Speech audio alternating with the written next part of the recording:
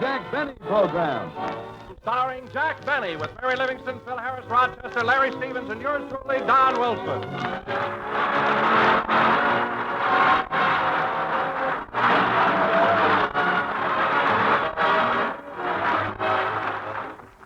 Ladies and gentlemen, as you probably remember, last week Jack Benny was sick in bed. However, he's up and around now, so let's go out to his home in Beverly Hills. Jack is eating his breakfast. I'm glad you came by, Mary. Have a cup of coffee. No, thanks. How are you feeling, Jack? Oh, much better. Naturally, it was quite a shock being robbed of $10,000, but I'm all right now. Well, I just dropped by to say hello. I'm going over to the club to play some golf. It's certainly a lovely day for it. You know, Mary, I think I'll take up golf again. Oh, Jack, you shouldn't play golf. You take it too seriously. You always get so mad. I do not. You do, too. Every time you miss a putt, you accuse somebody of moving the hole. I only did that once. And another thing, you never keep your mind on the game. What about that time you got in the sand trap? You were there for 2 hours. Well, a lot of people play in the sand trap. With a pail and shovel? Oh, stop, will you? I wish Rochester would bring my toast. I've almost finished my breakfast. Say, Jack, what's that little thing there on the table? This? Oh, it's a light fuse. I took it out so there wouldn't be any electricity in the kitchen. Well, for heaven's sake, why? I'm punishing Rochester. Twice this week he came out of the kitchen and left the light on. But, Jack, shutting off the electricity. I know what I'm doing. What's the matter? You're still coughing. Well, I'm not completely well yet, Mary, but I'll be all right. Oh, by the way, here's that book you were reading to me the other day. Read some more, will you, while I'm eating? Okay. Now, let's see. Where did I stop? Oh, here it is. For 2 hours, the crippled submarine had lain helplessly on the bottom. The men trapped inside were gripped with fear and despair. The air was so heavy... Toast, Mr. Benny. My toast? Well, it's about time, Rochester. What in the world took you so long? Have you ever tried making toast with sunshine and a magnifying glass?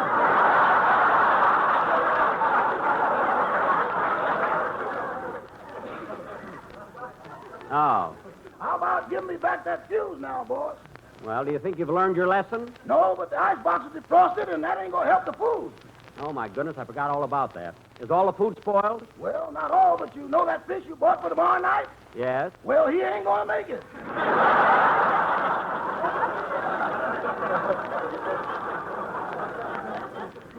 Oh.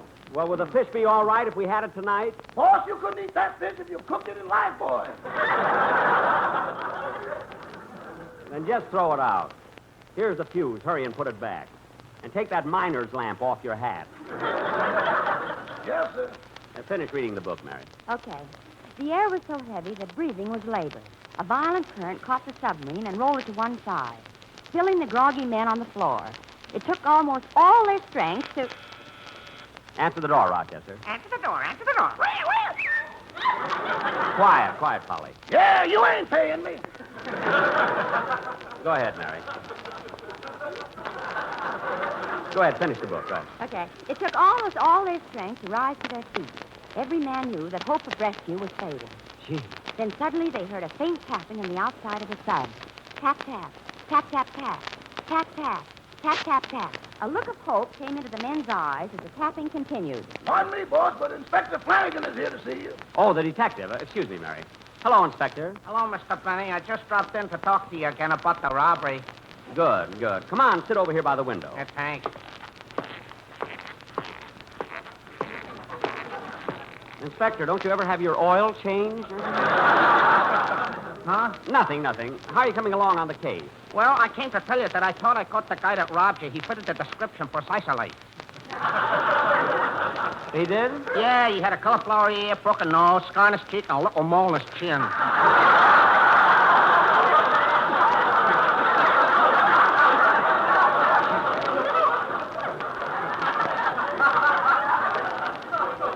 You a Scotchman or something? I'm from Brooklyn. But he wasn't the guy that robbed you the $10,000. What'd you say? He wasn't the guy that robbed you of the $10,000. How'd you find out? Well, I searched him, and he only had $9,870. Oh, well, I might as well tell you, Inspector. The man who robbed me called up and threatened my life. So I need a bodyguard and... Inspector! Twinkle toes! Some detective. The robber calls me up, threatens to kill me. I tell the detective, and he walks out. Maybe he went to the florist. Yeah. Mary, there's no time for jokes. Oh, Rochester. Yes, boss. Rochester, my life is in danger. I might get shot at, and I need a bodyguard. Don't look at me. Rochester, you're not a coward, are you? More than that, I'm a careful coward.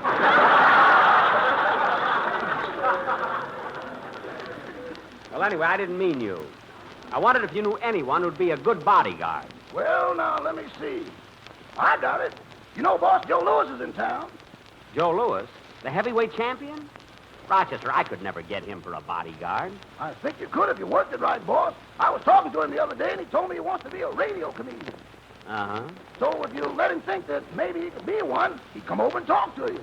Yeah? Then all you got to do is keep him here and stick close to him. Amalgamate, boss, amalgamate. By golly, Rochester, that may be it. Why don't you call him up? Better than that, boss, I'll go over and see him personally. Good, and hurry. Gee, Mary, this may be the solution to all my worries. Joe Lewis for a bodyguard. Go on, finish reading the book for me, will you? Okay. A look of hope came into the men's eyes as the tapping continued. The air was so bad now that the breathing was almost impossible. In just a few seconds, it would be too late. Oh, my goodness. Suddenly, the steel hatch clanged open, and a blast of cool, fresh air revived the stricken men. The rescue device had worked. They were saved. Oh, boy. And thus ended another hair-raising adventure of our hero, Tom Swift.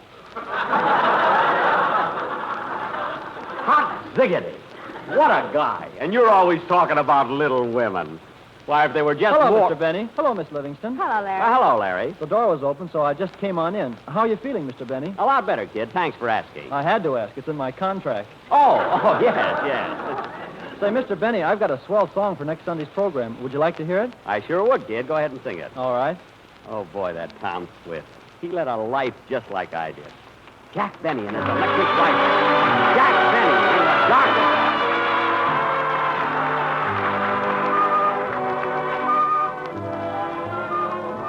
Just kiss me once, then kiss me twice, then kiss me once again. It's been a long, long time. Haven't felt like this, my dear, since can't remember when. It's been a long, long time. You'll never know how many dreams I dreamed about you. Or just how empty they all seem without you. So kiss me once, then kiss me twice, then kiss me once again. It's been a long, long time.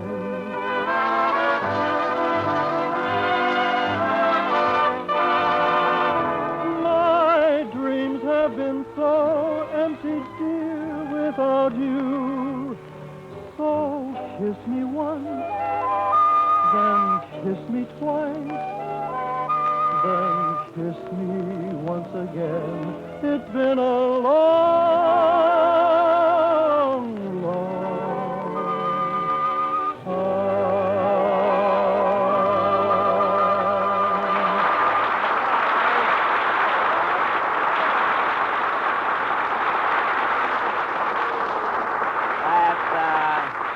Very good, Larry. Use that number on the show. Okay, Mr. Benny. Well, I've got to go now. I promised my wife I'd help her with the housework. Oh, that's the spirit, Larry. You're really starting your married life off right. That's what her mother keeps telling me. Oh, so that's it. Look, kid, you tell her mother to keep her busy. Jack. I'm only trying to advise them. Well, you're advising them all wrong. Mothers know best. For instance, Jack, take my mother. I will not.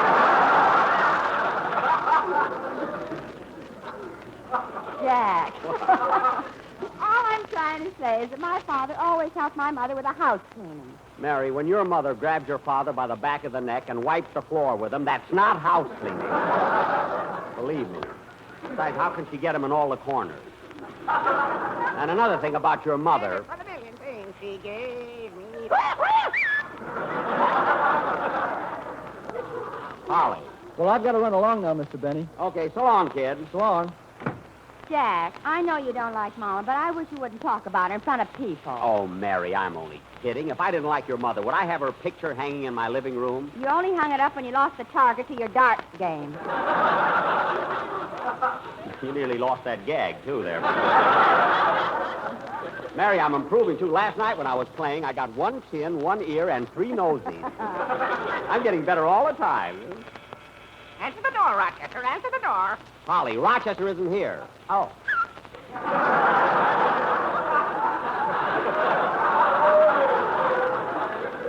Come in.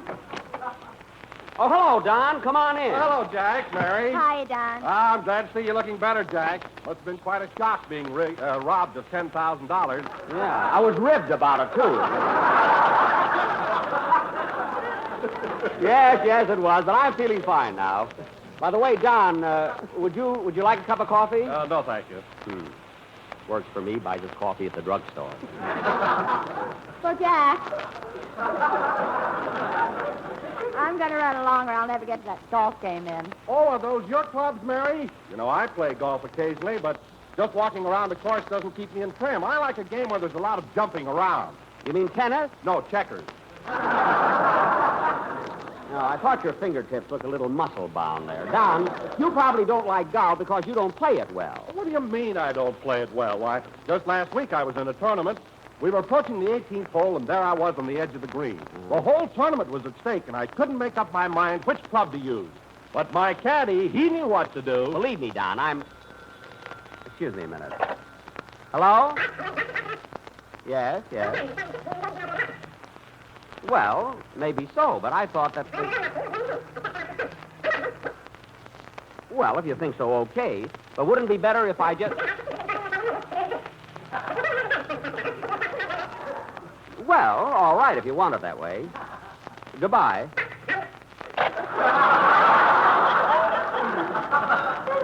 Now, Don, as I started to tell you... Jack, who is that? My press agent, Steve Bradley. You know, he used to talk so fast I couldn't understand him. Well, I'm going out now and play a game of golf. I'll go with you, Mary. So long, Jack. So long, Don. Goodbye, Mary. Have a good time. I will. Gee, I wonder how Rochester's making out with Joe Lewis. I hope he can trick him into coming over here and be my bodyguard. I guess Rochester will know how to handle it. He always does. I'm sure glad I caught you at home, Joe. Why, I'm glad you came over, Rochester.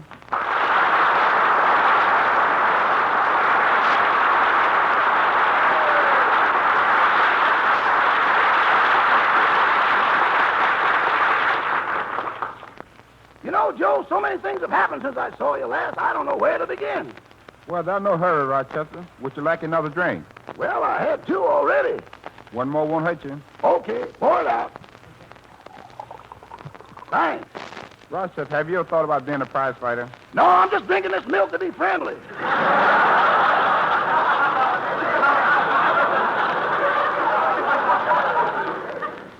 Now, Joe, let's get down to business. You know, it's been rumored around you'd like to be a big comedian. That's right. I want to make people laugh. I've been wanting to do that for years. Well, Joe, if you want to make people laugh, you've been going about it the wrong way.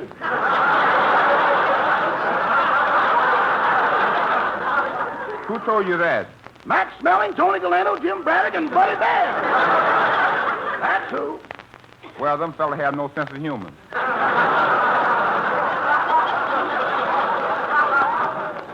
Well, you know, it's pretty hard to laugh with a referee counting over you. I wouldn't know. That never happened to me. Never? Never. Joe, remember that first fight you had with Max Smelling? Mm-hmm. What happened in the 12th round? What happened? That's the one page I tore out of my scrapbook. Anyway, Joe, if you want to be a big comedian, Mr. Benny's the man to get you started. Do you think so? He'll not only get you started, he'll stick close to you. Yes, sir, awful close. Well, this is going to be a lifesaver. You ain't kidding. Come on, let's go over to Mr. Benny's house and talk to him. Okay, I'll get my hat and coat. Don't forget your gloves. I got them right here in my pocket. Not the social ones, the business ones, the big ones, the fat ones. You know, the fighting ones. Come on, Joe, let's go.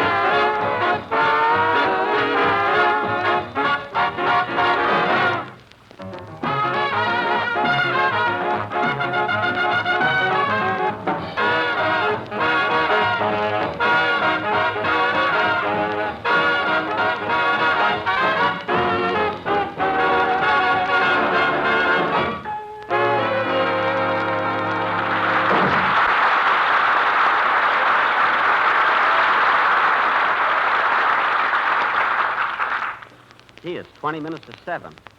Dark out, and Rochester isn't back yet. That robber did threaten me. Maybe I ought to hold these darts in my hand, just in case. I wonder if... Well, another nosy. Doggone, I wish that the... That must be Rochester. Come in! Hiya, Jackson. What are you doing up so late? Oh, hello, Phil. I'm glad you dropped by. Well, I can only stay a minute. I just came over to invite you to a costume party I'm throwing Saturday night. A costume party? Yeah, and Alice is going to put on a little girl's outfit and be little Bo Peep. Oh, that's cute. What are you going to be, Phil? I'm going to put light bulbs in my ears and come as a pinball machine.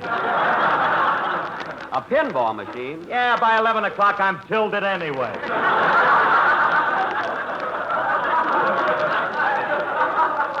Oh, you know, these costume parties always throw me. I never know what to be. Why don't you spruce up a little bit and come as Father Time? Don't be funny. Come on in, Phil. We'll sit down and talk, huh? Oh, there's the phone. Excuse me. Hello? Hello, is my daddy there? Your daddy? Oh, is this Phil Harris, the little girl? Uh-huh. Is this Mr. Benny? It sure is. Oh, Mr. Benny, I'm sorry about you being robbed of $10,000. My daddy said it was your own fault. My fault? Yes, my daddy says if you paid him what he's worth, you wouldn't have all that money lying around.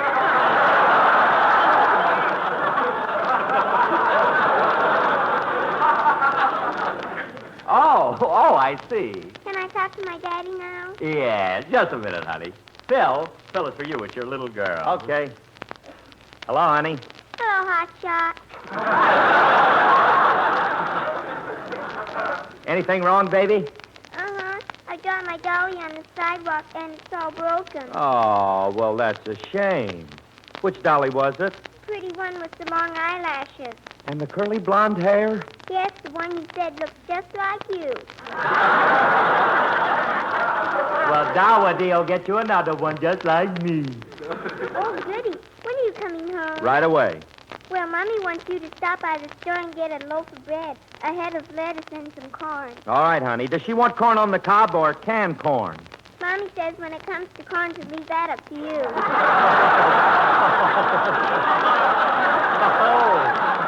Oh, well, okay, darling. I'll get it. Goodbye. Bye, hotshot.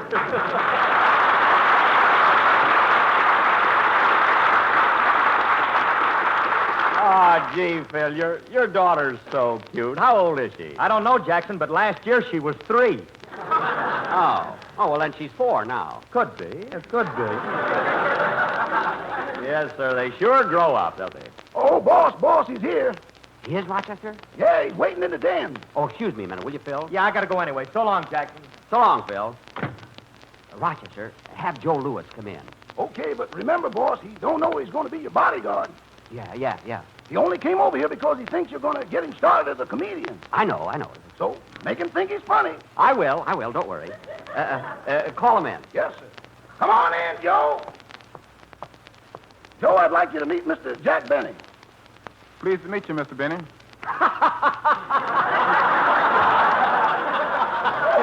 Pleased to meet you. What a delivery. Oh, boy. How do you feel, Joe? Oh, fine. Fine. That's a honey. Anybody else would have said pretty good, but you ad-libbed fine. Oh, boy, what a gem. Boss, don't overdo it. Say, Joe, how long you been out here in California? That's good. I haven't said anything yet.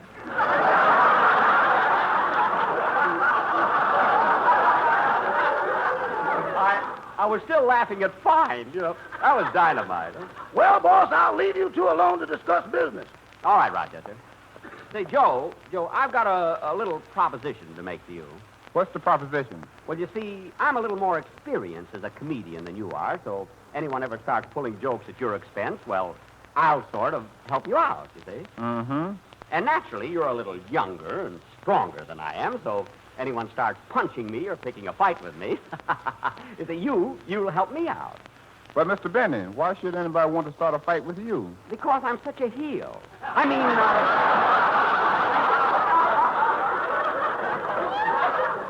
Well, you see, Joe, there's so many people who are jealous of me. But I thought everybody liked you. You're so nice and so kind and so free with your money. Yeah. I thought that was funny. Why didn't you laugh?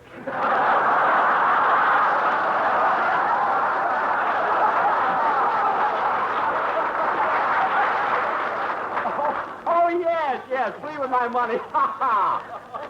Well, Joe... Joe, getting down to business, how would you feel about doing comedy on my program? I like it very much. Well, let's discuss this thing thoroughly before... I wonder who that can be.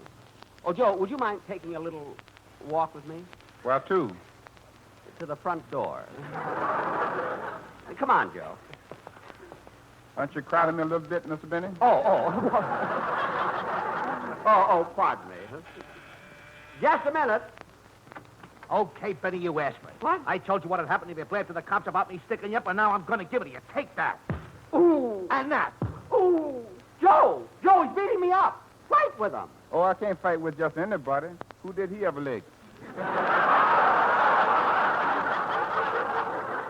mean, that's not important now. Squeal on me, will you, Benny? Take that. Ooh. Another nosy. Polly, you're supposed to be on my side. Take that. Ooh. And that. Oh, Joe, please don't just stand there. Please do something. But, Mr. Benny, I can't fight with unknown. He would have to get a reputation for himself. Well, he doesn't have to get it on me, for goodness sake. Look. Take that. Out. And that. Oh, stop. And that. Stop. Joe, help me. I'm warning you for the last time, Benny. The next time you open your mouth to the cops, you're going to get more than this. Yes, sir. And just so you don't forget it, take this. Ooh. Mr. Benny, get up and go to your corner. Mr. Benny, get out. Well, if you don't, there's only one thing left for me to do. 1, 2, 3, 4.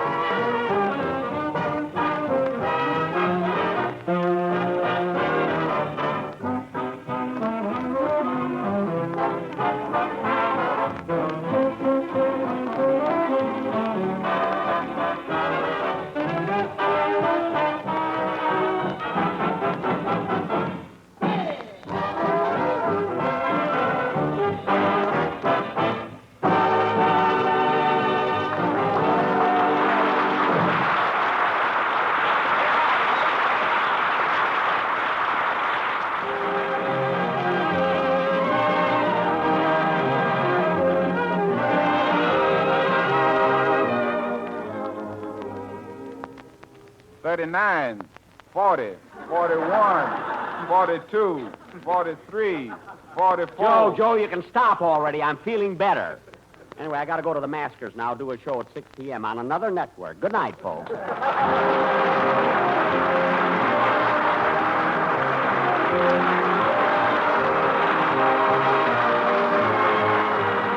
been listening to the Jack Benny program with Mary Livingston, Don Wilson, Bill Harris and his orchestra, and Jack Benny.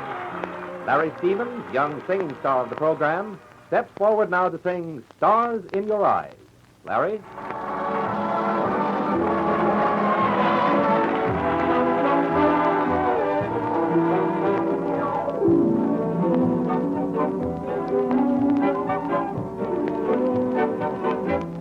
I see stars in your eyes when my lips beg your lips to surrender.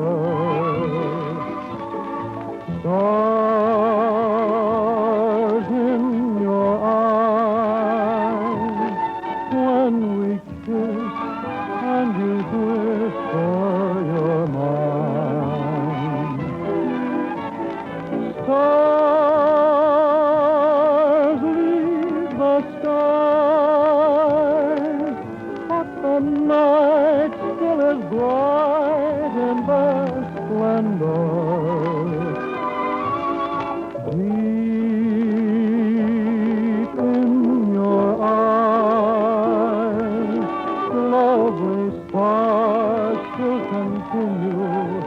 to shine.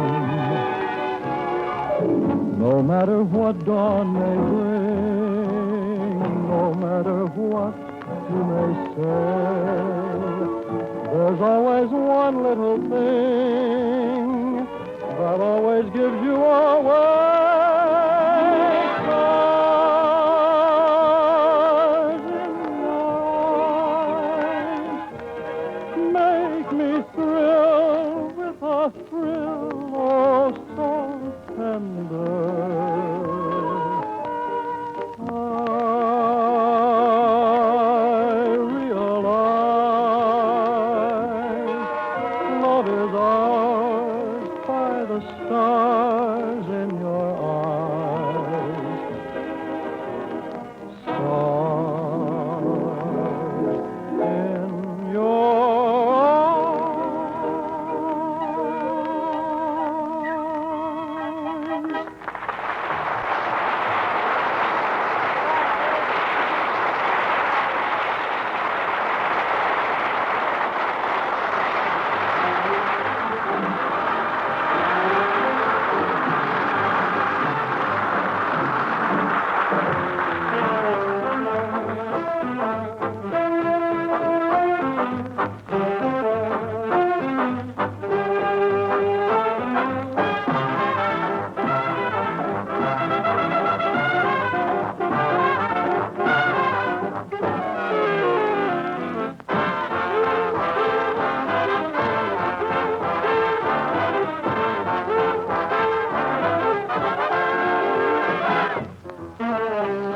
This is the Armed Forces Radio Service.